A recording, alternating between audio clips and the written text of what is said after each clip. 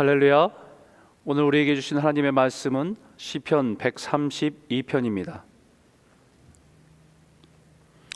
시편 132편, 저와 여러분이 한 절씩 읽도록 하겠습니다. 여호와여, 다윗을 위하여 그의 모든 겸손을 기억하소서.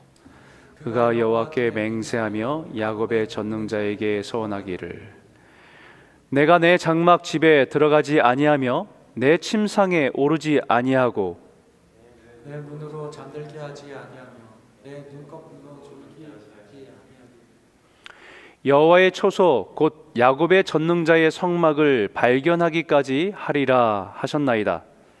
우리가 그것이 에브라임의 나무를 들었더니 나무밭에서 찾았도다. 우리가 그의 계신 곳으로 돌아가서 그의 발등상 앞에서 엎드려 예배하리로다. 여호와여, 일어나사 주의 권능의 궤와 함께 평안한 곳으로 들어가소서.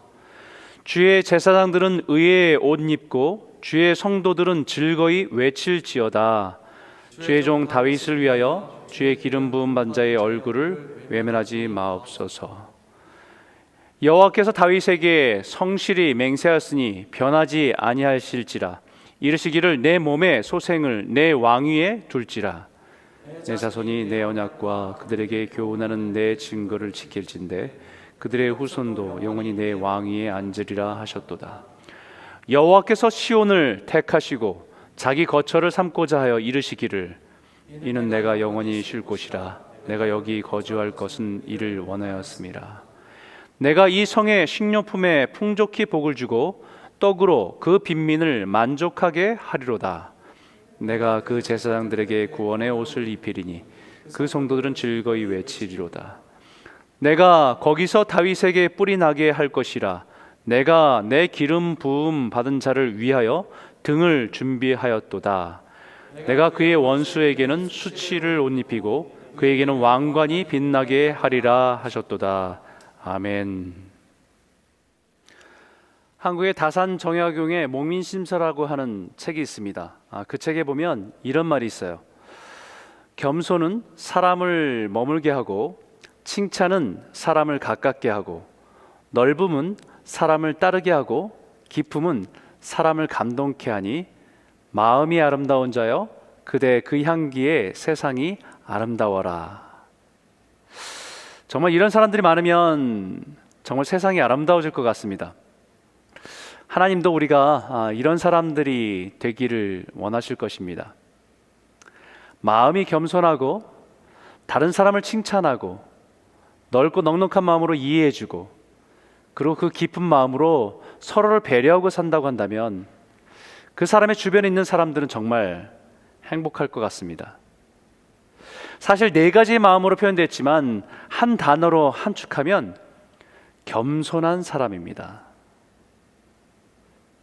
그런데 오늘날 이 겸손이라는 덕목이 참 많이 훼손되었습니다. 존 파이퍼 목사님의 그의 글에는 이런 글이 있습니다. 오늘날 겸손은 확신에 반대되는 개념의 자리를 차지하게 되었다. 상대주의가 주류인 세상에서 진리마저 굴복시키는 것이 겸손이라고 생각한다. 포스트 모더니즘에 사는 그 큰 흐름 중에 상대주의, 서로의 생각과 서로의 가치를 평가하지 않고 다 옳다라고 하는, 인정해주는 그런 문화가 진리마저도 굴복시키는 것을 겸손이라고 착각하고 있다라고 하는 말입니다. 진리마저 세상의 가치관에 혼합해서 그것을 타협하는 것을 겸손이라고 생각한다는 것이지요. 겸손은 humility란 단어인데, 이 단어는 휴먼이라는 단어하고 같은 어원을 쓰고 있습니다. 그 어원은 뭐냐면 휴무스라고 하는 흙이라고 하는 어원에서 온 것입니다. 다시 말하면 겸손은 인간의 본연의 모습입니다. 겸손은 사람이 흙으로 와서 흙으로 지음받은 존재라는 것을 인정하는 것이 겸손입니다. 성경에 말하고 있듯이 사람은 흙으로 와서 흙으로 돌아가는 존재, 그것을 알고 하나님 앞에서나 사람들 앞에서 우리가 그 자리에서 있는 것이 겸손입니다. 결국 진정한 겸손은 창조주이신 하나님이 흙으로 지음받은 존재임을 인정하는 태도입니다. 그러나 세상에서는 사람들에게 얼마든지 숨겨진 야망을 겸손이라고 하는 옷으로 포장할 수도 있고, 우리가 가진 위선을 겸손이라는 가면으로 가릴 수도 있습니다.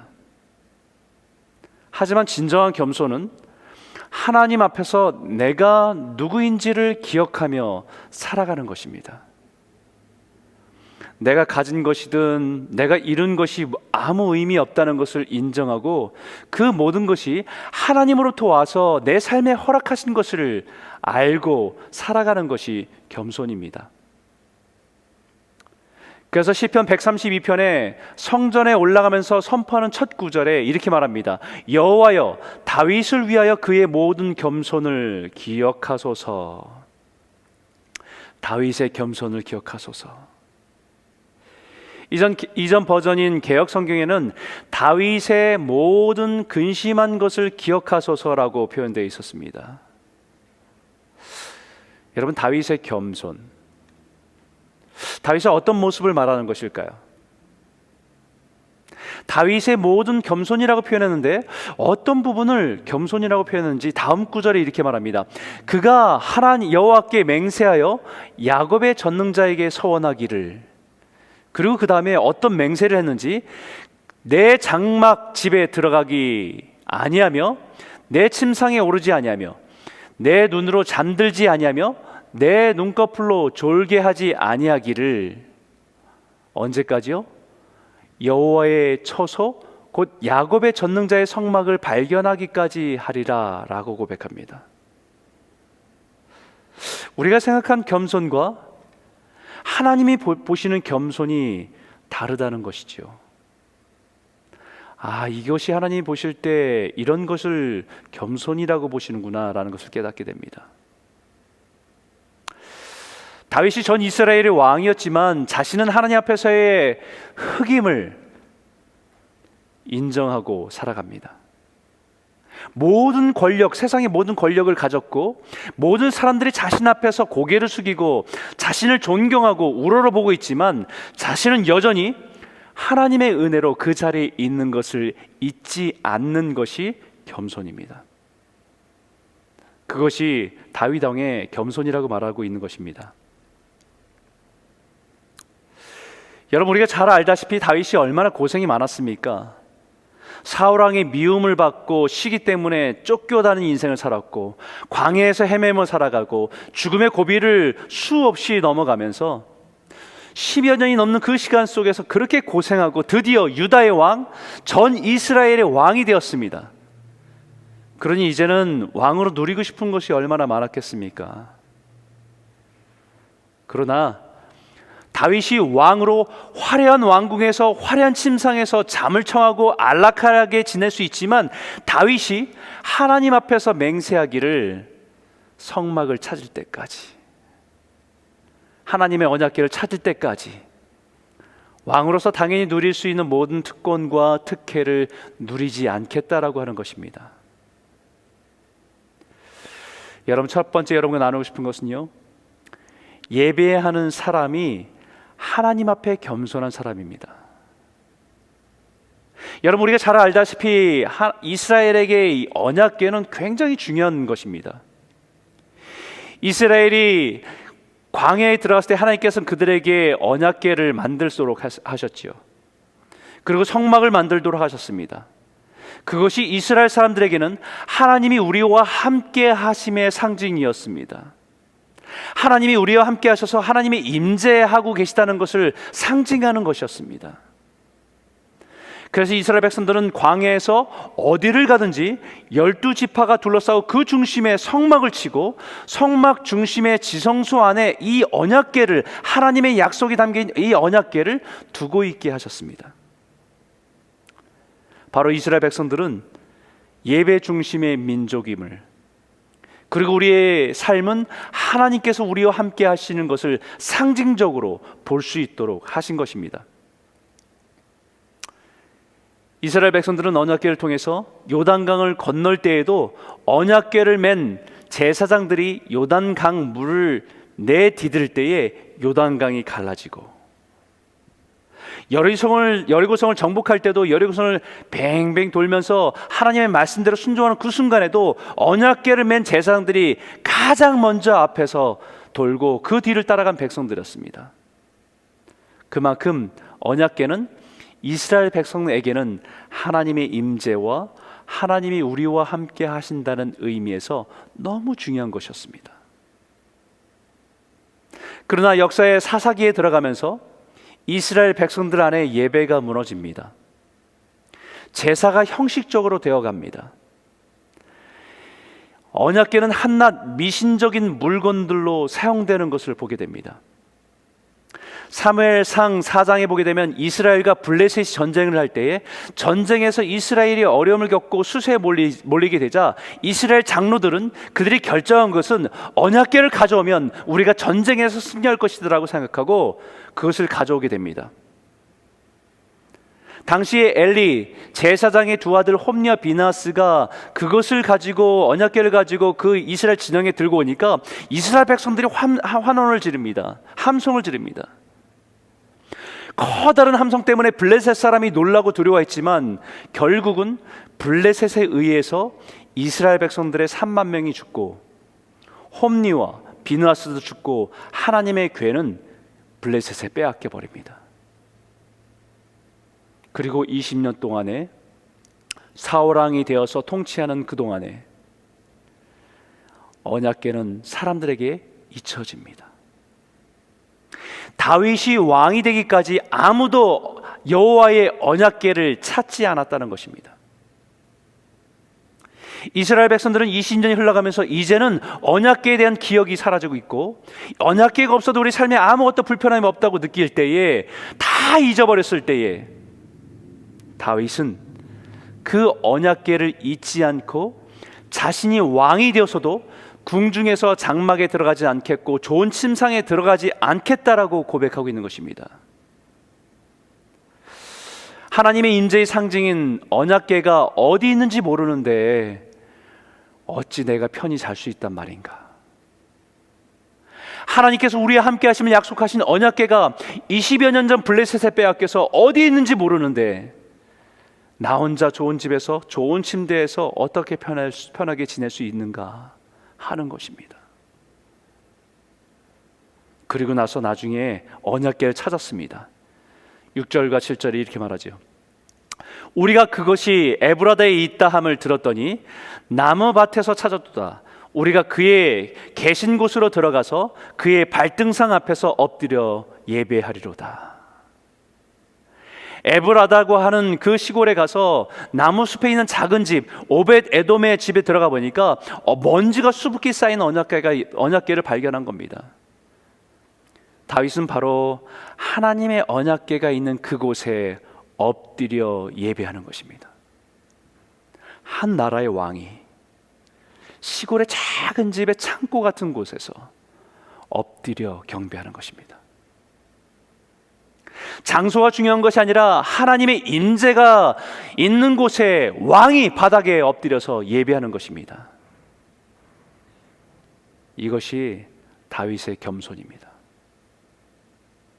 하나님 앞에서 자신이 예배자임을 알고 엎드려 예배하는 것이 겸손입니다.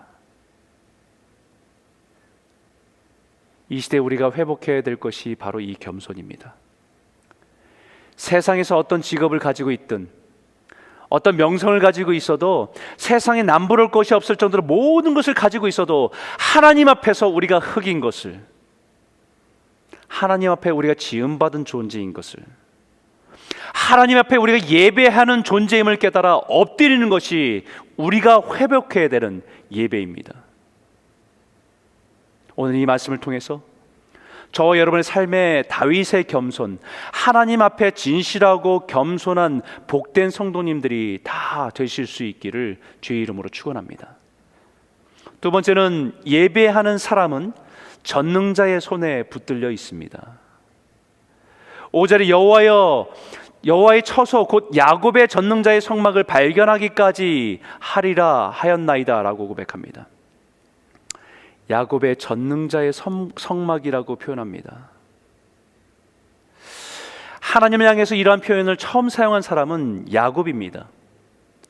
창세기 49장에 야곱의 자녀들에게 마지막 자신의 삶이 얼마 남지 않음을 알고 유언적인 축복을 하는 장면이 나오는데, 그 중에서 요셉을 축복할 때 이렇게 고백합니다. 요셉의 활은 도리어 굳세며 그의 팔은 힘입었으니 이는 야곱의 전능자 이스라엘의 반석인 목자의 손을 힘입음이라. 야곱 자신의 인생을 통해서 경험한 하나님이 어떤 분이냐, 그의 인생에서 고백할 수 있는 것은 전능하신 하나님, Mighty God이란 믿음의 고백입니다. 여러분, 야곱이 지나온 인생은 파란만장했지요.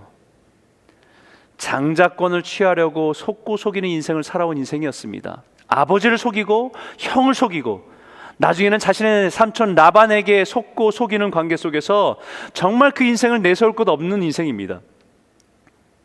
그런 인생을 오늘까지 붙들어 주신 분이 하나님이셨다는 고백입니다. 그리고 그의 인생을 통해서 하나님께 진정으로 예배하는 것을 배웠다는 것이지요. 형에게 쫓겨다니는 인생을 살아도 베델이라는 곳에서 돌단을 예배하면서 하나님의 집 베델이라는 곳에서 비로소 진실한 예배가 시작되기 시작한 것입니다. 그것이 야곱이 진실한 예배자의 삶의 시작입니다.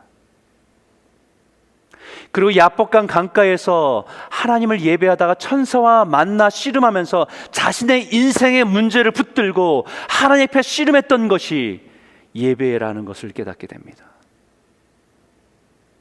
이스라엘의 이름을 받고 자신의 인생의 파란만장한 인생을 아름답게 하신 분이 바로 전능자 하나님이시라는 사실인 것입니다. 인간적인 눈으로는요, 사기꾼 같은 인생입니다. 그 인생을 한 민족의 아버지로, 이스라엘의 아버지로 세운 것은 야곱 자신의 능력이 아니라 전능하신 하나님의 능력입니다.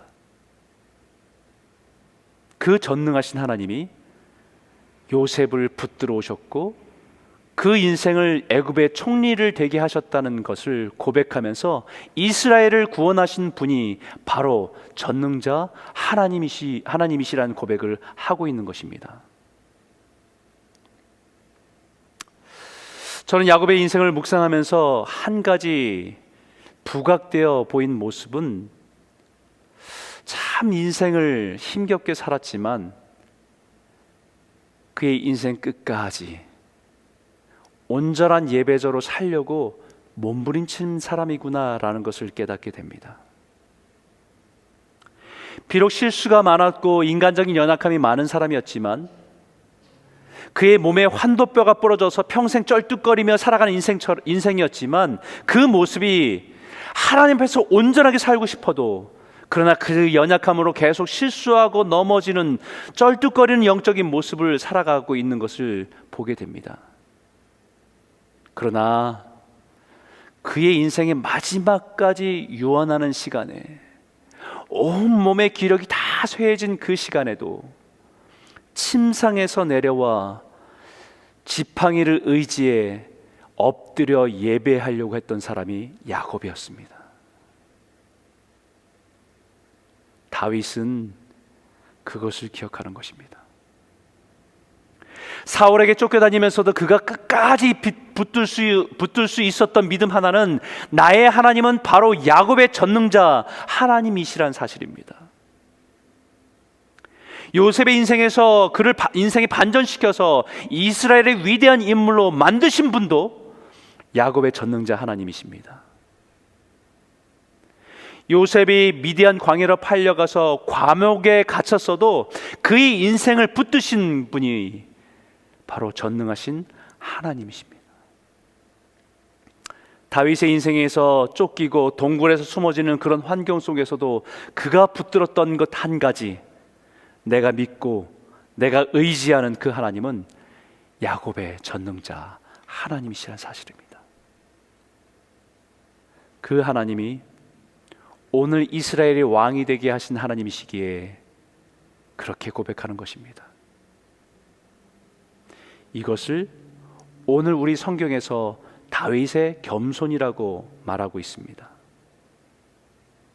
자신이 왕이 된 것이 자신의 힘과 능력으로 된 것이 아니라 야곱의 전능자이신 하나님께서 자신의 인생을 이끌어 주셨다라는 고백입니다. 요즘 저희 가정에서는 목요일 저녁마다 매일 성경을 읽고 묵상하는 시간을 갖고 나누는 시간을 갖는데, 목요일 저녁에 우리가 나눔을 갖다가 한 아이가 야곱과 요셉의 인생에는 하나님의 계획이 있는데, 하나님 플랜이 있는데, 자신을 향한 하나님의 플랜과 계획이 무엇인지를 모르겠다는 것입니다. 그러면서 눈물을 흘리는 거예요. 아마 이제 진로에 대한 고민을 하면서 여러 가지 생각이 스트레스가 많았던 모양입니다. 어떤 직업을 선택해야 되는지, 어떤 인생의 길을 걸어가야 되는지 굉장히 고민이 많았던 것 같아요. 그래서 그 자리에서 야곱과 요셉도 하나님의 계획은 다 몰랐다. 그러나 정말 그들이 한 가지 붙들었던 것은 자신의 인생을 붙들고 있는 분이 하나님이시고 그분은 전능하신 분이란 사실이다. 아빠나 엄마나 네가 어떤 직업을 가지는 것보다 하나님 앞에서 어떤 존재인지 잊지 않고 선택하며 살아가는 것이 중요하다고 생각한다. 비록 잘 맞지 않는 직업을 선택했다 해도 전능하신 하나님께서는 야곱과 요셉의 인생을 인도하셨던 것처럼 이끌어 가실 것이고, 너를 지으신 분이 너의 가장 아름다운 모습으로 빛나는 자리로 인도하실 것이다. 그 믿음을 가지고 사는 것이 더 중요하다. 참 은혜의 시간을 나눴던 시간이 있었습니다. 우리가 성경의 인물인 야곱과 요셉과 다윗을 보면서 우리가 주목해야 될 것은 그들이 국무총리가 되었고 부자가 되었고 자녀가 많아졌고 왕이 되었다는 사실이 아닙니다. 야곱과 요셉과 다윗의 인생에 공통점이 있다고 한다면 그것은 진정한 예배자였다는 것입니다. 가는 곳마다 하나님께 예배했습니다. 그들의 인생이 바닥을 치는 그 순간에도, 그 상황에도 예배를 했습니다. 외로운 밤에 사막에서도 들에서도 감옥에서도 그들이 할 수 있었던 것은 예배였습니다. 상황은 이해되지 않았지만 그럼에도 불구하고 하나님 앞에서 예배하며 찬송하며 기도하며 하나님의 임재를 구하며 살아갔습니다. 그들에게는 광야가 성전이었고 감옥이 성전이었고 동굴이 성전이었습니다. 그들이 인생에 분명하게 붙들었던 한 가지는 예배입니다. 그래서 그들이 고백할 수 있는 것은 예배자는 하나님이 책임지신다는 거예요. 진정으로 예배하는 자는 하나님의 손에 붙들려 주신다는 것입니다. 붙들어 주신다는 것입니다. 내 인생을 생각하면 소망이 없고 능력이 없지만 그들을 붙들고 그들을 왕으로서 국무총리로서 한민족의 아버지로 세우신 것은 전능하신 하나님의 능력이란 사실입니다. 그래서 베드로도 우리에게 이렇게 권합니다. 같이 한번 읽어볼까요? 그러므로 하나님의 능하신 손 아래에서 겸손하라. 때가 되면 너희를 높이시리라. 너희 염려를 다 주께 맡기라. 이는 그가 너희를 돌보심이라. 할렐루야. 겸손은 전능하신 하나님의 손에 우리의 미래, 우리의 건강, 우리의 인생을 맡기는 것입니다. 그리고 하나님의 때를 기다리는 것입니다. 하나님의 능력으로 우리를 보호하시고 인도하시고 때가 되면 우리를 높이시고 세우시는 것입니다. 이 시대에 우리를 붙드신 주님이 전능하심을 믿으며 잠잠히 예배의 자리에서 하나님의 은혜로 하루하루를 살아가시는 저와 여러분 모두가 되시길 주의 이름으로 축원합니다. 하나님께서 보호하실 것이고 인도하실 것이고 때가 되면 하나님의 영광을 드러내는 자리에 높이 세우실 줄 믿습니다. 세 번째로 나누고 싶은 것은요, 예배하는 사람은 하나님의 복을 누리며 영원한 나라를 기다립니다. 오늘 본문의 13절과 14절에 이렇게 말합니다. 같이 한번 읽어볼까요? 여호와께서 시온을 택하시고 자기 거처를 삼고자 하여 이르시기를 이는 내가 영원히 쉴 곳이라 내가 여기 거주할 것은 이를 원하였음이로다. 하나님은요, 다윗의 그 마음이 너무 기뻤습니다. 그래서 다윗을 가리켜서 내 마음에 합한 자라고 인정해 주신 겁니다. 하나님의 마음을 헤아릴 수 있는 사람, 그 다윗에게 성전에 대한 비전을 주십니다. 하나님의 집, 하나님의 임재가 있는 성전을 지을 수 있도록 허락해 주신 것입니다. 성전은 솔로몬에 의해서 완성됐지만 사실은 모든 준비는 다윗이 다 한 것입니다. 재료에서 사람들까지 모든 것을 준비하게 하셨습니다. 그리고 그 성전이 이스라엘을 향해서 복의 통로가 될 것이라고 선포합니다. 내가 이 성의 식료품에 풍족히 복을 주고 떡으로 그 빈민을 만족하게 하리로다. 내가 그 제사장들에게 구원을 옷 입히리니 그 성도들은 즐거이 외치리로다. 그 하나님이 함께 하신 예배를 통해서 복이 흘러가 모든 백성들을 풍족해 하게 하고 가난한 빈민들이 만족해 되며 그 성전을 섬기는 제사장들은 분명한 하나님의 구원을 선포하고 그 말씀을 들은 성도들은 구원의 은혜와 소망에 기뻐하고 즐거워하는 것입니다. 여러분, 너무 아름다운 모습 아닙니까? 사실 우리가 지금 직면하고 있는 문제는 코로나의 위험이 아닙니다. 코로나는 영적으로 무너진 우리를 깨우시기 위한 하나님의 사인일 뿐입니다. 성도들의 성전의 예배가 형식화되고 세상의 복을 얻기 위한 미신적인 행위와 불과하고 그 성전을 섬기도록 부름받은 제사장들은 예수님의 십자가의 복음을 온전히 선포하기보다는 사람을 만족시키는 데 급급했고, 우린 지금 이스라엘이 지나간 길을 우리도 답습하며 걸어가고 있는 것입니다. 하나님은 그런 모습이 싫어서 바벨론에 의해서 성전을 무너뜨리셨습니다. 더 이상 예배할 수 있는 성전이 없도록 하셨습니다. 그제서야 바벨론에 끌려간 백성들이 운막과 같은 회당에서 하나님을 예배하는 것을 배우기 시작합니다.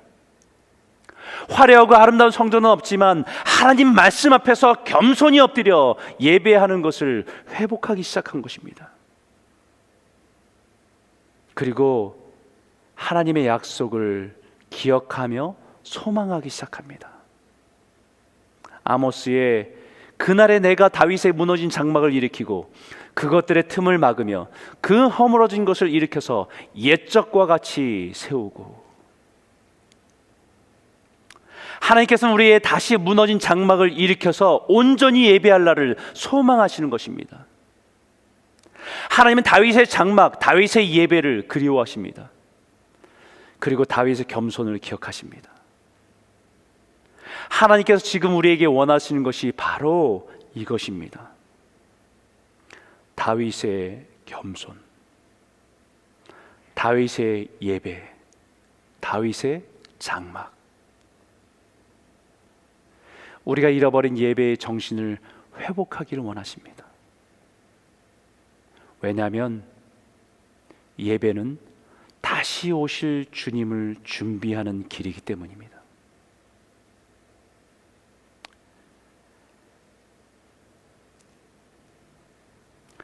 (130편) 17절과 18절에 이렇게 말합니다. 내가 거기서 다윗에게 뿔이 나게 할 것이라. 내가 내 기름 부은 자 받은 자를 위하여 등을 준비하였도다. 내가 그의 원수에게는 수치를 옷 입히고 그에게는 왕관이 빛나게 하리라 하셨도다. 내가 거기서 하나님의 성전에서 하나님을 겸손히 예배하는 거기서 다윗의 뿔 기름 부은 받은 자 예수 그리스도를 만나기 위한 등을 준비하는 것입니다. 그리고 그날에 다시 오실 주님 앞에 설 때에 우리에게 예비된 의의 면류관을 얻게 될 줄 믿습니다. 사랑하는 성도 여러분, 우리가 마음대로 한 장소에서 예배할 수 없는 이 시대에 저와 여러분의 무너진 장막이 다시 세워지기를 소원합니다. 그 장막에서 하나님을 사모하고 하나님을 진정으로 예배하고 다시 오실 주님을 소망하며 예배하며 살아가시는 복된 성도들이 다 되시기를 주의 이름으로 축원합니다.